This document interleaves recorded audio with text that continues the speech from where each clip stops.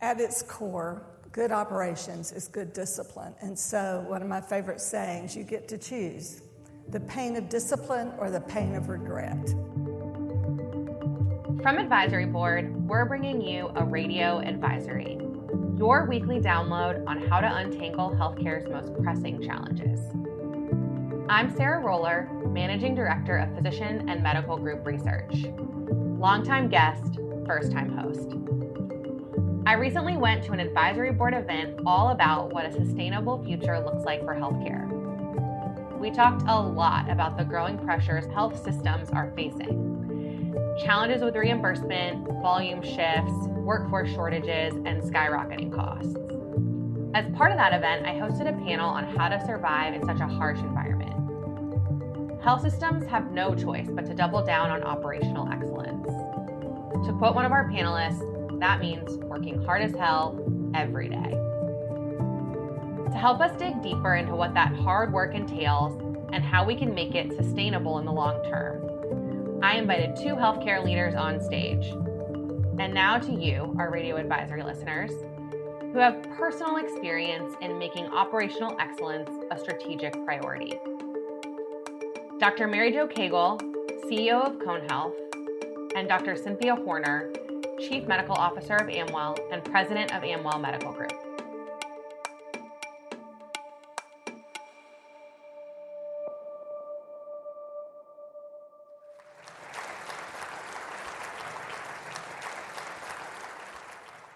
We are here today to talk about operational excellence, and I think the reality is we are facing challenges with reimbursement, volume shift, workforce shortages, skyrocketing costs. And so what keeps coming up when we talk to providers across the country is this idea that what we need to do now is double down on operational excellence, really get it right this time.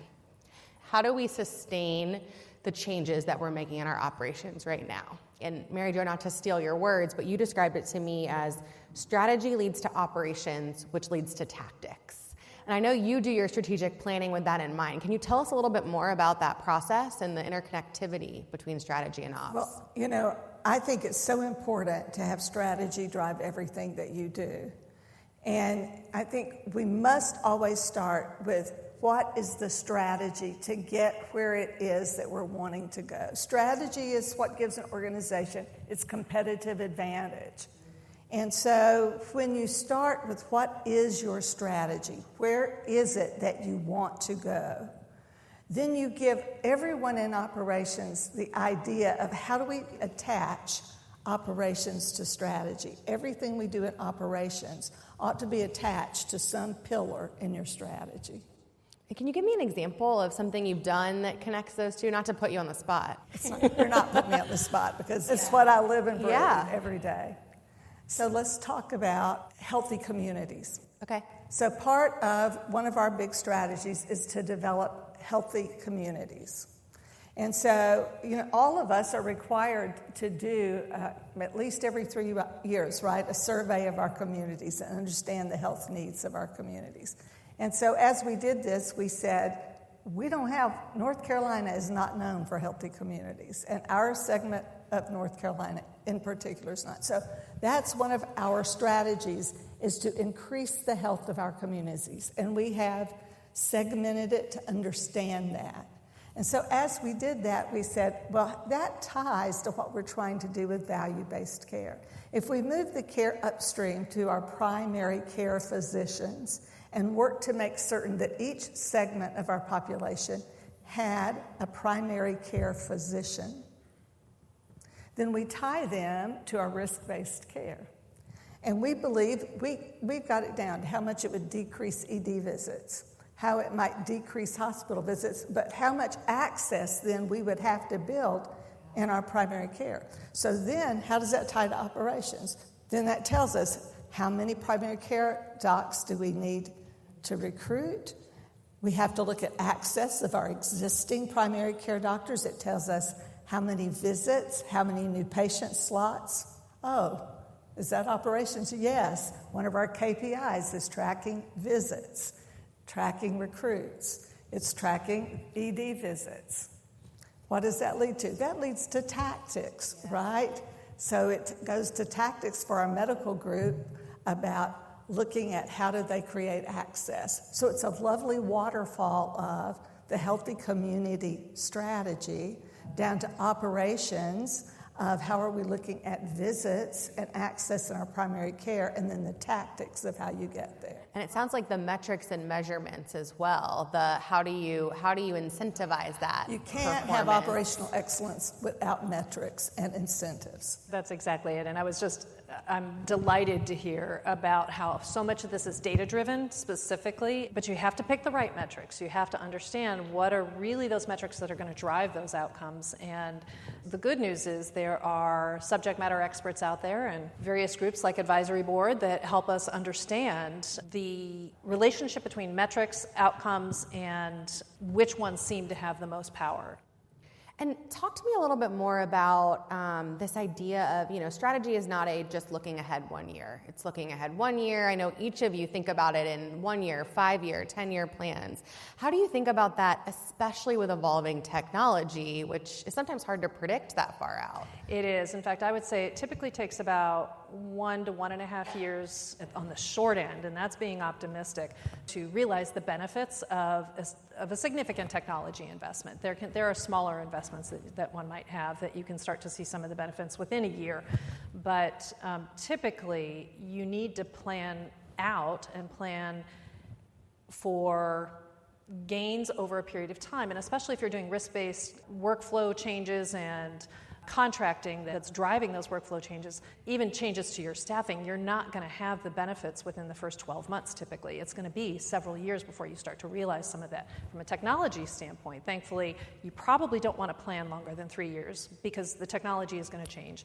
You need to keep your goals in mind, and so you always start with what problem am I trying to solve? Because you can't boil the ocean.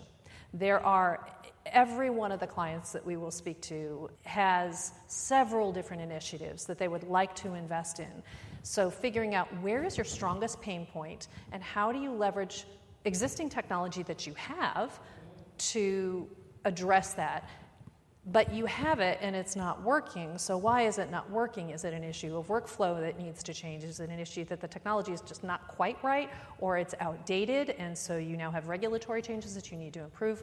So if you decide on where are my pain points, do I have technology that I can augment, and then invest in either workflow changes or new technology that will work together with your existing, because that's the second piece. Because technology, as I referred to earlier, is evolving so rapidly, you need a flexible technology, and you need to have one that can evolve as you achieve the strategic goals that you have and move to new ones, or as you find that your community is changing and the problem is changing. Mary Jo, what's your horizon look like for your strategic planning? Right now we're updating it. We're working on Vision 2030. So 6 years, right? And we started last year. Now, I believe that a strategy has to be a living, breathing document that you pick up regularly, and you may need to refresh it, because when you're creating a strategy, you're using the best known information you have at the time. You reach out to your advisory boards. You're looking at your census from your state. You're talking to your stakeholders in your community, your docs, your board, your community leaders. You're going to every source of data you can get. And so if you're doing a good strategy, you're being as forward-looking as you can be and doing the best job you can to look out into the future. And you can't predict everything. So it's a living, breathing document that you're looking at regularly, and you're saying, where do I need to adjust? It has to be flexible, like you said, Cynthia, because a curveball might happen. COVID might happen, right? And so it's got to be strong enough that it can lead you forward and flexible enough that you can adjust it. Or you might find that your solutions aren't netting the results that you thought. We have had clients in the past, one in particular that I'm thinking of, that instituted an automated care program specifically to address surgical suite downtime for colonoscopies. And they had outreach specifically through an automated care program to ensure that appointments were confirmed and instructions were handled appropriately and patients understood. And their first round of this in the first 3 months wasn't really successful. And so they had to go back and retool some of their workflows and say, you know what, one of the things that they realized is that they were reaching out with the wrong timing. And so figuring out, it wasn't that the messages were wrong, it wasn't that their goal wasn't right, but they had to take their operational plan and their tactics and say, we need to redo this, because in 3 months, we're not seeing the return on our investment. Yeah, you're getting us down a level almost to how do we do the operations, right? We were talking about the big picture. How do we interconnect strategy and operations? Why is it important and different? But so much of operational excellence and success is what are you doing? How do you do it, and how do you bring people along with it? Before we jump into that change management piece, which I know is something we're all passionate about, I want to understand a little bit about the decision-making process. How do you decide which operational initiatives are the most important, the ones you want to bet on, and who do you need in the room when you're making those decisions? I feel very strongly about this. So I think, as I mentioned before, you need to start with what are your highest and strongest pain points. But you also need, your question, Sarah, about who do you need in the room is really critical, because everybody has seen times in any kind of healthcare system where you may have the best ideas, it may be the right idea, it may be the right strategy, and you may have picked the right pain point. But if you don't have your vested parties involved, the people that are going to have to execute on this, or separately, people that are individuals or constituencies that are going to be impacted by this, then you're not going to have as thorough and robust a solution. And so I'm sure, Mary Jo, one of the things that you spoke about was reaching out to your community to understand what are the community needs. I mean, that we certainly experienced that throughout my career, and particularly in Sierra Leone. You need to let the end users, the beneficiaries, have input into the process, and you need to control that to some extent. But you have to have your advocates, and you actually, one of the things that I found is when you have the people who are most opposed to it, you need to have them at the table. Advocates and adversaries. Yes. during the development. Yeah. But when you get ready to execute, I had a mentor who used to say, if everybody's feeding the horse, then the horse will go hungry. So when it's time to execute, each of your operational areas, you need one strong leader who is accountable for delivery of that operational area. In a particular time. It has to be bound, it has to be clear, it has to be measurable, all those SMART goals. Yeah. And one thing we didn't bring up in the who should be in the room that I feel is really important right now, given the state of our workforce, is the people that are going to be doing the change, right? The physicians, the nurses, the frontline staff, who are going to be having to drive the change at the end of the day. And I know that's something you're both passionate about, is how do you approach getting those folks invested from the get-go in the change that you're doing, especially when it can take a long time to see the results? Sarah, I think you have to help them understand, why is this change going to help me? Not just why is it going to help the system. And for many direct clinicians, it's also why is it going to help your patients? Because many of the clinicians that are providing the care actually still retain the nurses that are frontline, the physicians that are doing the care. They still care about these outcomes. They care about the experience that their patients are having. So whether it's how is it going to help them personally and ease the amount of administrivia that they're going to have to deal with on a day-to-day basis, reduce their burnout, improve their experience, or whether it's improving the patient experience, I think you've got to have a really crisp story on that. Mm-hmm. It strikes me that You pointed out earlier that to me that it can take a year and a half. You mentioned it today to really see the ROI of an investment you're making. But we often hear from strategy leaders that they look at a 12-month timeline. We got to see the ROI more quickly. And I would say that the frontline staff is looking at a much shorter timeline, right? We've all been through an EHR implementation, right? 3 months. 3 months. There is going to be so much pain before you see the other side. Mary Jo, what have you seen successful in getting through those pain points, the stuff that's going to be really hard and probably worse before it gets better? So this is where the change management comes in. So I think that gets overlooked way too often, how important change management skills are for leaders. Up front, you need to say, what are the quick wins and what are reasonable short-term goals? So there have to be some quick wins. You're absolutely right, Cynthia. The big ROIs that we get sold by the big companies are longer term to get. But there are some quick wins, and they need to be determined up front. And we need to clearly articulate what they are. And we got to celebrate them when they happen. And, I don't know if any of you are like this, but to me, finishing the project's the win, and I'm delighted when we finish the project, and I'm happy with that, and I'm ready to go to the next thing. That's just my wiring. But that's not most people's wiring. And I had to learn to acknowledge that and learn that when you got that quick win and people accomplish that, you got to celebrate that. And it's got to be a big, obvious celebration. And it can't just be a memo, and it can't just be... Not a pizza party? No, not just a pizza party. It's got to be something big and obvious. And some of that depends on the culture of your organization, what the celebration looks like in your place.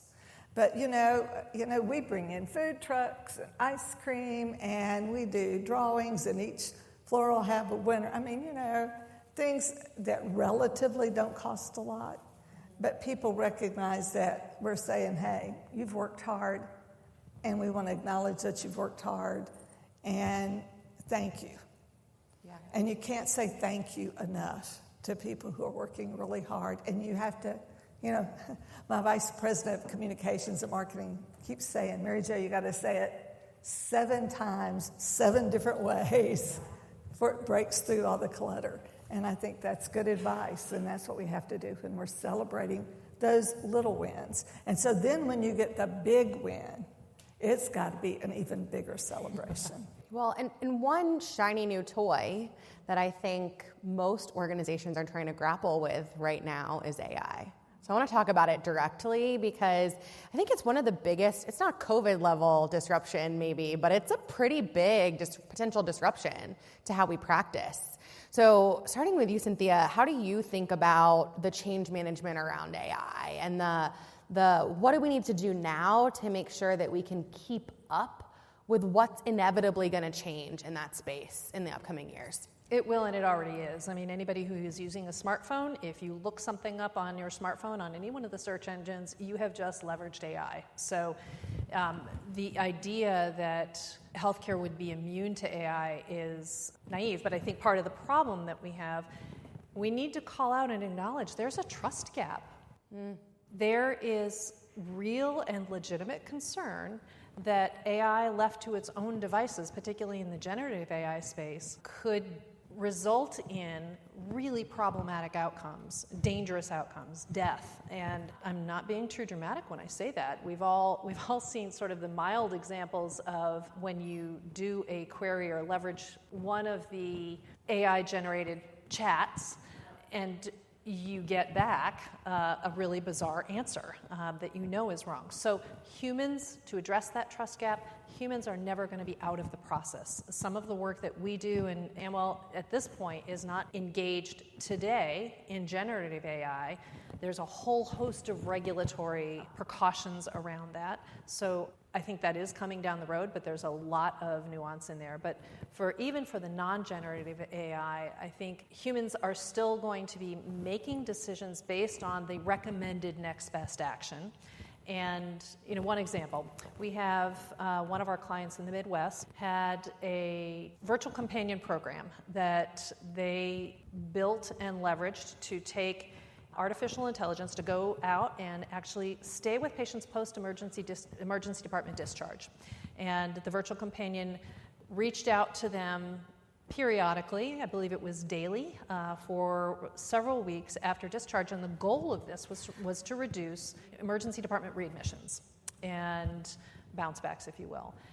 So the clinicians that were a part of helping to advise this from our company as well as our partner built this program based on the goals and the specific issues that they had to deal with. The nursing staff was monitoring a dashboard. So there were alerts that were put up, and this is standard for the program itself. So alerts are brought up saying this patient actually is having risky symptoms, somebody should probably do something about this, or we can actually recommend some interim solutions. So there are levels of gradation, but it's not human-free.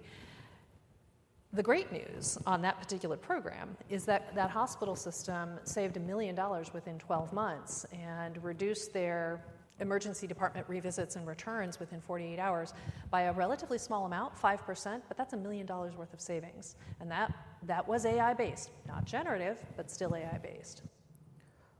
Well, and I think, I'm going to butcher something that my colleague John League likes to say about AI, but essentially the idea that you don't need an AI strategy, you need to input AI into your strategy. And I think we could probably say the same thing about AI in your operations, right? We don't need a separate operational group on AI. We need to figure out what AI or any technology, how that fits into the operational initiatives that come from our strategy.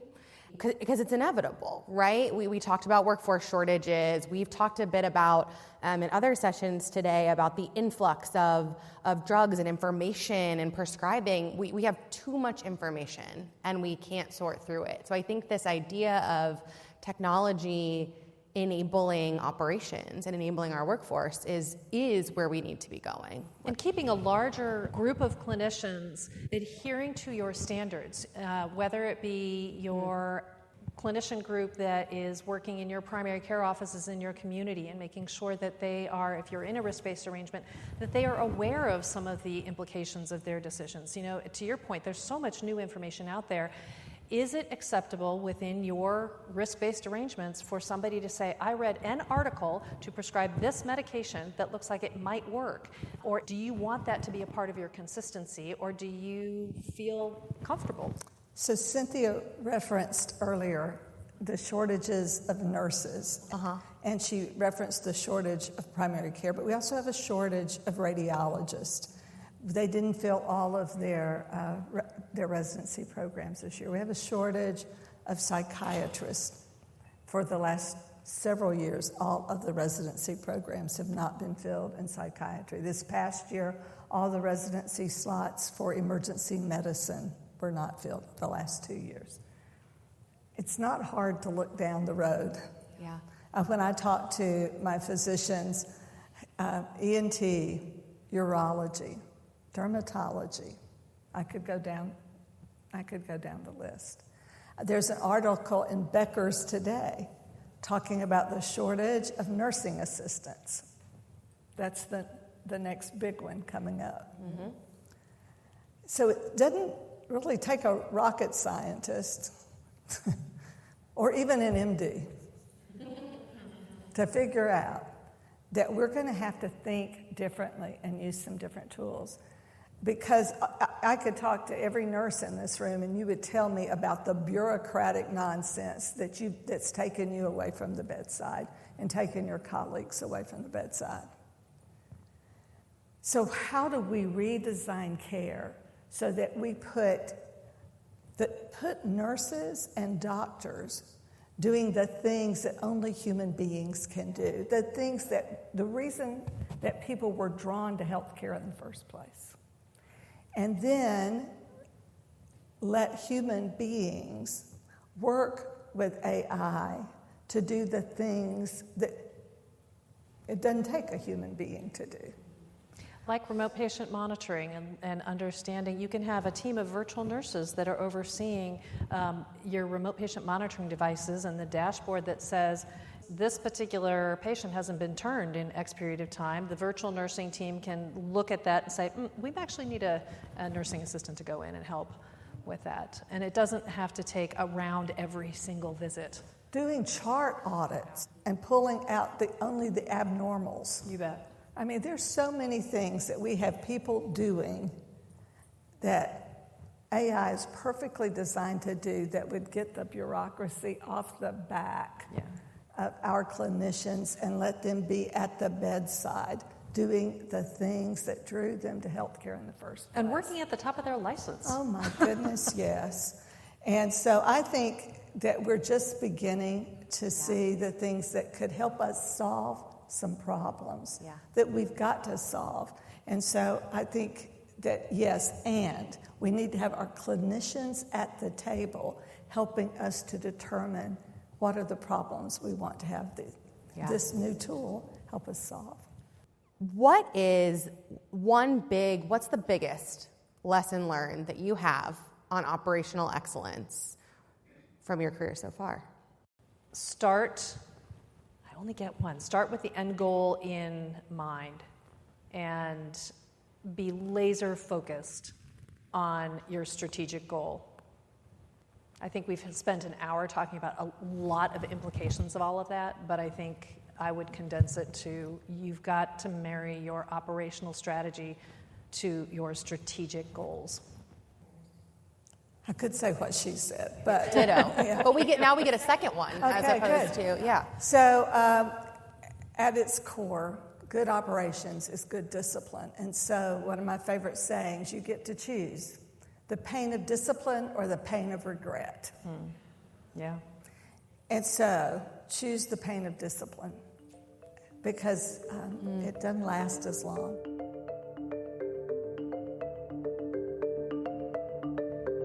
We'll be right back with more Radio Advisory after this short break.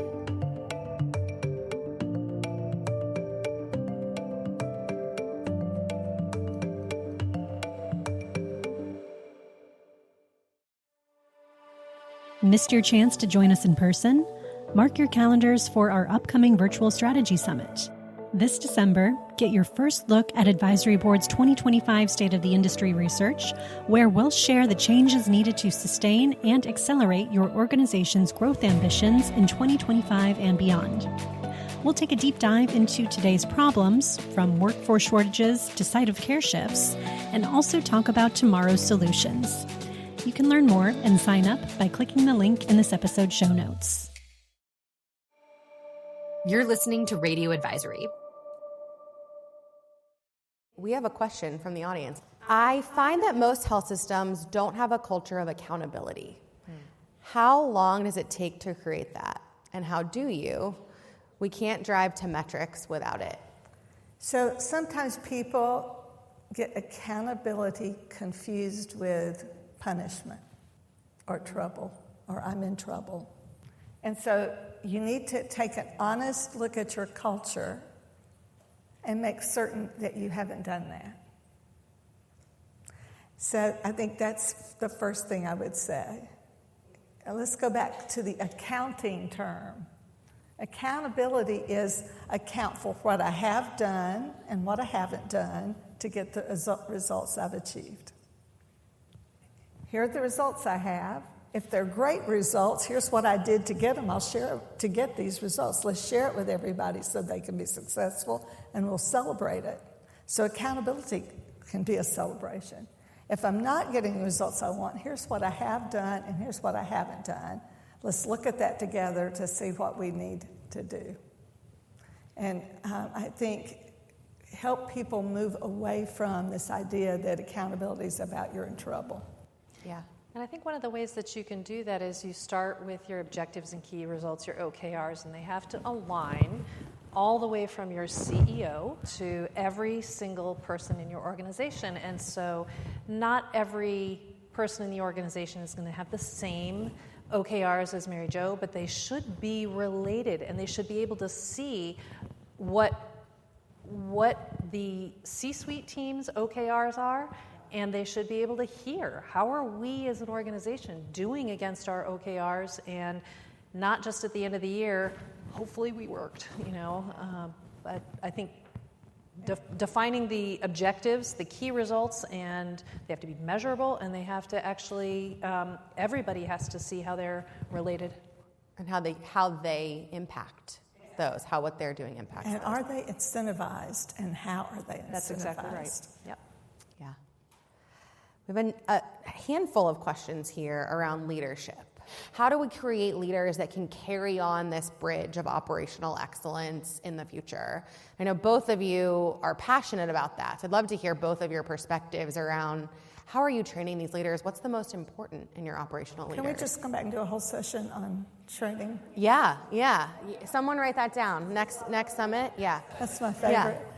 Yeah. I do think, and I've said this already today, but what you need in today's milieu is someone who understands change management. Most young leaders start because they're identified as leaders because they're really good at getting stuff done.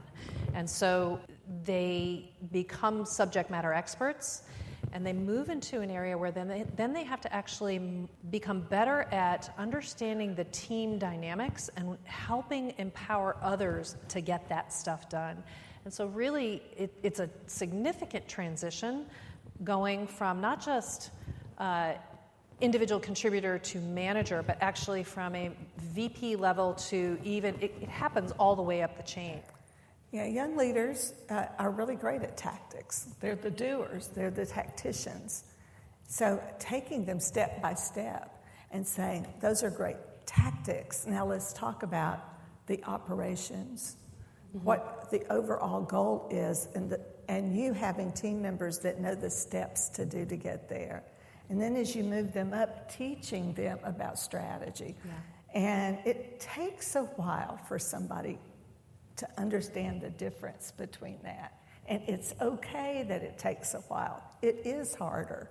But if you're really committed to developing young leaders, helping them understand the difference between tactics, operational goals, and strategic goals, that's golden when you do that. And I'm going to say it again, enroll them in a good change management course, because that's what is so important. Change is hard. Yeah.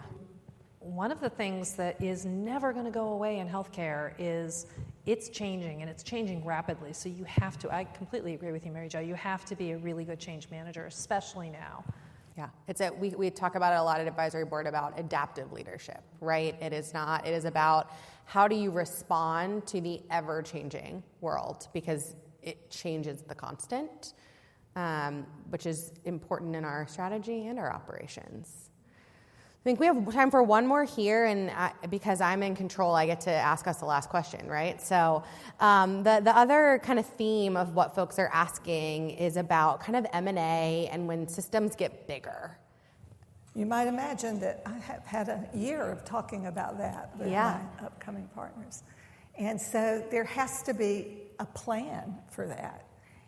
And change management is absolutely an intricate part of that plan. So it's like, it is very much like all the other operational management in that there have to be very clear KPIs. And everyone has to be very clear on where we are going, the problem we're trying to solve, the goals that we're going to reach, and the time frame in which we're trying to do that. And you have to make certain that everyone really knows, here's what you're accountable for. And I think in times of very big change, communication over and over and over again, with the CEO, in writing, in person, multiple town halls. I do video blogs. Every format we can think to put it in. So people see over and over and over again, here's what's changing for you, here's what's not changing. That not feels really important. The there. not The is not. as Here's important. what's not going to change. Here's what's not changing. Here's what is changing. And there's the positive of that, but there's also the part of the change management is addressing the unspoken fears that people have. And I think whether it be anybody who's ever gone through an EMR transition, I've been through 4 personally, you've seen that. But an M&A, same thing. So that's why the town halls, whether they're in person or virtually, and we do a mixture of both, to allow people to ask questions. And unscripted, just be ready to answer whatever questions people have. And that's part of how you achieve operational excellence is transparency to address those fears. Yeah. Well, you have a daunting task in front of you, but it seems like you're up for it. My last question before we wrap up today is, if you were to be able to ask one thing, again one, of another sector of the industry that would help you achieve or take the next step in operational excellence, what would your ask be? I would say regulatory advocacy. It was the one thing that we haven't really spent a lot of time talking about because it's sort of a sidebar to this, but again, if we are starting with what are we trying to do here? Why do we care about strategy and operations? Well, we care because we're trying to drive better health. And if we want to drive better health, we need to improve access. We need to break down some of the barriers to enabling, whether it's technology or whether it's ensuring that the payment models actually reward the health systems in ways that drive those excellent outcomes. There are legions of regulatory issues that come up on a weekly basis, at least on a monthly basis. And I think right now we're in a lot of transition with the states and the federal government looking at removing some of the PHE, public health extensions. Some of those make sense to remove them, some of them it may not. So just take a look at those and advocate where you think it's going to be really helpful to improving the outcomes in your community. Yeah. How about you, Mary Jo? So I would say one of the areas that I would ask everybody to join arms around is around medical and education, and I don't mean just for physicians. I mean for nursing and for everyone that's touching the opportunity for people to go into a healthcare education, because it's going to affect everyone in this room. I listed some of the shortages, but we are going to fill those, and certainly in the next decade, it will be significant for every one of you and those that you love. Unless all of us and all of those we know start advocating at our state levels, certainly, but also federally for more dollars for education, for physicians, nurses, and others. And that's hard to imagine in the United States that we know. So I would ask you to make your voices heard. Appreciate it. I think it's a team sport, right? We represent different sectors of the industry, and I don't think anyone can go it alone when it comes to operational excellence. So thank you both, and thank everyone here for joining us today.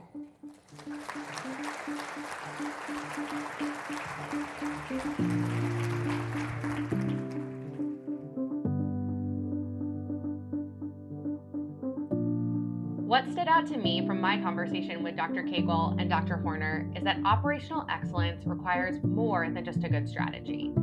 It takes adaptive leadership. Healthcare leaders have to roll with the punches and inspire their teams through difficult times to achieve true sustainable growth. And while this may admittedly sound daunting, our panelists showed us that it is achievable. Remember, as always, we're here to help. Next week on Radio Advisory, you've all seen the headlines. Hospitals are terminating contracts with MA plans. Payers are exiting the MA market. On the next episode of Radio Advisory, we break down what's happening in Medicare Advantage right now and what it means for healthcare stakeholders. new episodes drop every Tuesday. If you like Radio Advisory, please share it with your networks, subscribe wherever you get your podcasts, and leave a rating and review. Radio Advisory is a production of Advisory Board. This episode was produced by me, Sarah Roller, as well as Ray Woods, Abby Burns, Chloe Baxt, and Atticus Rosh. The episode was edited by Katie Anderson, with technical support provided by Dan Tyag, Chris Phelps, and Joe Schrupp. Additional support was provided by Leanne Elston and Aaron Collins. We'll see you next week.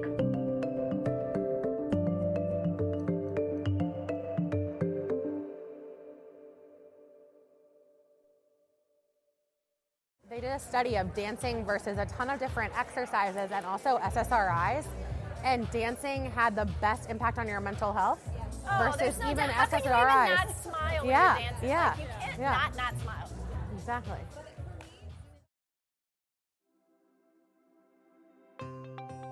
Follow the 2024 elections with Advisory Board's daily briefing newsletter.